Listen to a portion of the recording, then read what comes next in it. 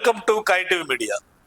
తెలంగాణలో రాష్ట్ర రాజకీయాల్లో ఎవ్వరూ ఊహించని పరిణామాలు జరగబోతున్నాయా అంటే అవుననే సమాధానం వినిపిస్తుంది. ఎందుకంటే కారు దిగి కాంగ్రెస్ లో చేరేందుకు మరికొందరు సిద్ధమయ్యారా అంటే అవుననే వార్తలు గుప్పమంటున్నాయి. 2 రోజుల వరకు కాంగ్రెస్ పై పోరాటం చేసిన వారు హస్తంతో జతకట్టబోతున్నారా? అయితే అసలు గులాబీకి గుడ్ బై చెప్పి కాంగ్రెస్ కండువా కప్పుకునే ఆ నాయకుడెవరు?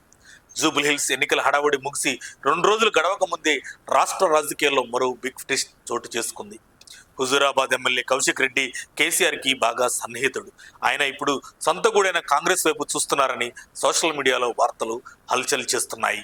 తెలంగాణ రాజకీయాల్లో ఈ వార్త ఇప్పుడు హాట్ టాపిక్ గా మారింది. 2023 చివరిలో జరిగిన అసెంబ్లీ ఎన్నికల్లో రేవంత్ రెడ్డి నేతృత్వంలోని కాంగ్రెస్ పార్టీ కారును షెడ్డుకు పంపి హస్తం అధికారాన్ని దక్కించుకుంది.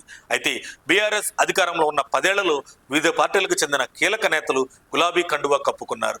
అయితే ఇప్పుడు కాంగ్రెస్ అధికారాన్ని చేపట్టిన కొద్ది రోజుల్లోనే దాదాపు డజన్కి చెరువులో కారు పార్టీకి చెందిన ఎమ్మెల్యేలు, ఎమ్మెల్సీలు కేసీఆర్ కి బై బై చెప్పి కాంగ్రెస్ కండువాలు కప్పుకున్నారు.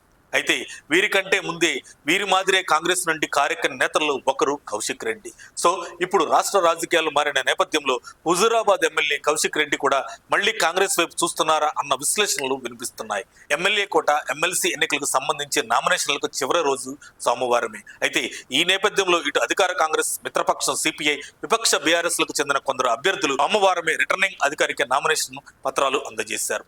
ఈ కార్యక్రమానికి పలు పార్టీల నుంచి పలువురు నేతలు హాజరయ్యారు. ఈ సందర్భంలోనే బీఆర్ఎస్ నేత దాసోజు శ్రవణ్ నామినేషన్ నిమిత్తం అసెంబ్లీకి వచ్చిన కౌశిక్ రెడ్డి ఉన్నట్టుండి కాంగ్రెస్ పార్టీ శాసనసభ కార్యాలయానికి వెళ్లారట. అంతటితో ఆగకుండా కాంగ్రెస్ తరపున నామినేషన్ వేయడానికి వచ్చిన కాంగ్రెస్ అభ్యర్థి శంకర్ నాయక్ కూడా అభినందనలు తెలిపారట. సిఎల్పి కార్యాలయంలో కౌశిక్ తీరును చూసిన హస్తం నేతలంతా ఆశ్చర్యానికి గురయ్యారట. ఎందుకంటే రేవంత్ సర్కారుపై నిత్యం పోరాటానికి ఒంటికాలతో రంకెలిస్తున్న వారిలో కౌశిక్ ముందున్నాడు. ఆయనపై ఇప్పటికే పలు కేసులు కూడా నమోదయ్యాయి. ఇప్పటికే గులాబీ పార్టీ నుండి కాంగ్రెస్ లో చేరిన 10 మంది ఎమ్మెల్యేలపై అనర్హత వేటు వేయాలని కౌశిక్ రెడ్డి ఏకంగా సుప్రీంకోర్టులో పిటిషన్ దాఖలు చేసిన విషయం మనందరికీ తెలిసిందే. మొత్తానికి కాంగ్రెస్ పేరు వింటేనే ఎగిరెగిరి పడుతున్న కౌశిక్ రెడ్డి ఇప్పుడు ఉన్నట్టుండి కాంగ్రెస్ ఆఫీసులో ప్రత్యక్షం కావడం చూసేసరికి పలువురిలో అనుమానాలకు దారితీసింది. ఇంతకు ఈ వార్తలపై ఆయన ఇంకా స్పందించనే లేదు.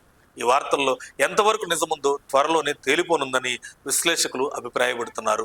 మరిన్ని అప్డేట్స్ కోసం మా కాయ్ టీవీని సబ్స్క్రైబ్ చేసుకోండి.